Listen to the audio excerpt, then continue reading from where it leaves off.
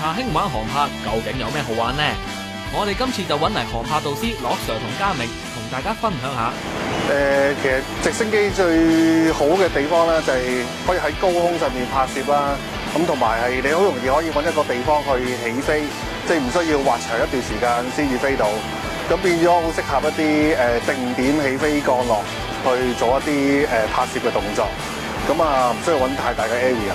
咁呢個都係一個拍攝上面嘅優點嚟嘅。航拍取景又有咩特別啊？可以拍到一啲好穩定嘅動作。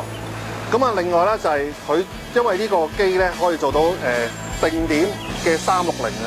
咁變咗佢轉嘅時候咧，就可以做到因為佢個中間點都比較係中心啦，所以做360嗰時，你做嗰個接合位咧都比較容易嘅。咁航拍又點呃例先？嗱，其實咧好似單反拍片啦，都興咗一段時期啦。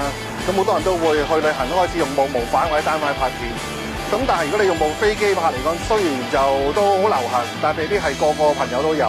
咁但係你拍起上嚟嘅嘢咧，譬如你真係去旅行去日本，喺一個高達嘅頂上面影落嚟，或者可能喺個塔上面影落嚟，其實嗰啲地方你冇辦法可以行到上去。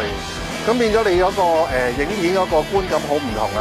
咁一來你啲朋友會多啲讚賞你，佢哋影多啲讚啦，係咪先？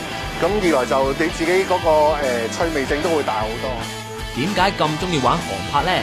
玩咗5、6年到㗎啦，相對嚟講就點解咁中意玩就最主要因為自己比較中意嗰啲飛起上天嗰啲感覺，好自由啊，好 free 啊嗰啲 feel。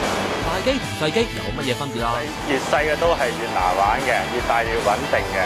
但係如果你攞直升機同4掌啊或者8掌嚟講咧，就8掌嗰啲會穩定好多，係啦，其中多啲掌啊，同埋就個 control， 即係佢個入邊嘅 controller唔同咯，我知道講係啦。因為大家其實都會有嗰個平衡嗰個，即係有個 drive 喺入邊做一個平衡嗰個作用㗎啦，係啊。但係有 GPS 個好處就係會幫你做嗰個定位，係啦。咁就相對嚟講，啲對於初級玩家嚟講咧係唔使點理佢咧，佢都會定喺一個位度唔喐咯。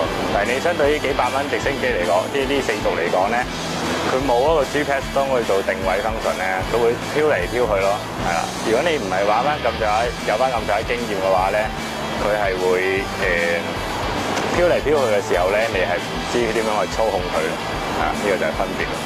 講到咁有趣味，大家有興趣不妨研究下啦。